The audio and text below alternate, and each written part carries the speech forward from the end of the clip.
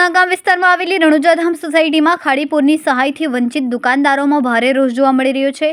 1 મહિનો વીતી ગયા હોવા છતાં પણ નુકસાનગ્રસ્ત દુકાનદારોને હજુ સુધી સહાય ન મળતા તંત્ર સામે સવાલો ઉઠી રહ્યા છે। ગત 7મી તારીખે પડેલા ભારે વરસાદ બાદ રણુજાધામ સોસાયટીમાં આશરે 6 થી 7 ફૂટ જેટલું પાણી ભરાઈ ગયું, જેના કારણે સ્થાનિક રહેવાસીઓ સહિત દુકાનદારોને મોટા પાયે નુકસાન થયું હતું। પૂરની ઘટનાને 1 મહિનો વીતી ગયા હોવા છતાં દુકાનદારોનો આક્ષેપ છે કે ઓનલાઈન ફોર્મ સહિતની જરૂરી પ્રક્રિયા પૂર્ણ કરી હોવા છતાં હજુ સુધી તેમને નુકસાનની સહાય મળી નથી।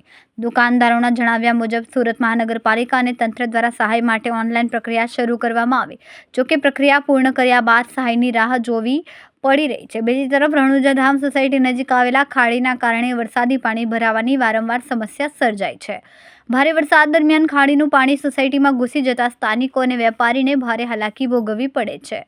હવે દુકાનદારોની માંગ છે કે તંત્ર દ્વારા નુકસાનનો યોગ્ય સર્વે કરીને તાત્કાલિક સહાય ચૂકવવામાં આવે અને ખાડીની સમસ્યાનું કાયમી નિરાકરણ લાવવામાં આવે।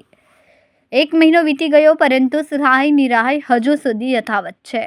હવે તંત્ર ક્યારે જાગશે? નમસ્કાર, હું ભદ્રેશ કુમાર વાળુ, રણુજાધામ સોસાયટીમાંથી સુરત, વોર્ડ નંબર 16।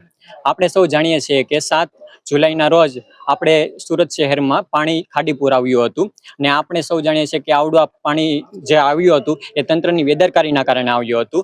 ત્યારબાદ ગુજરાત સરકાર દ્વારા આવડે ખાડીપુરના કારણે આર્થિક પેકેજ પણ જાહેર કરવામાં આવ્યા હતા, જેમાં 6,800નું કેશ ડોલ તેમજ વેપારીઓ માટેથી અલગથી સહાય કરવામાં આવી હતી। અને આપણે સૌ જાણીએ છીએ કે 6,800ની કેશ ડોલમાં કેશ હોવાના કારણે તંત્ર દ્વારા તેમાં સક્રિય રીતે અને ઝડપી કામ પૂરું પાડવામાં આવ્યું અને ડોર ટુ ડોર તેમનું નિવારણ પણ લાવી અને સહાય આપવામાં આવી। પરંતુ વેપારીઓ માટે જાહેર કરવામાં આવેલ આર્થિક પેકેજમાં થોડીક તંત્ર દ્વારા નિષ્ક્રિયતા આપણે જોવા મળી રહી છે, જેમાં ઓનલાઈન આવેદન આપવાનું હતું તેવી રીતે વેપારીઓ દ્વારા ઓનલાઈન આવેદન પણ આપી દેવામાં આવ્યું છે।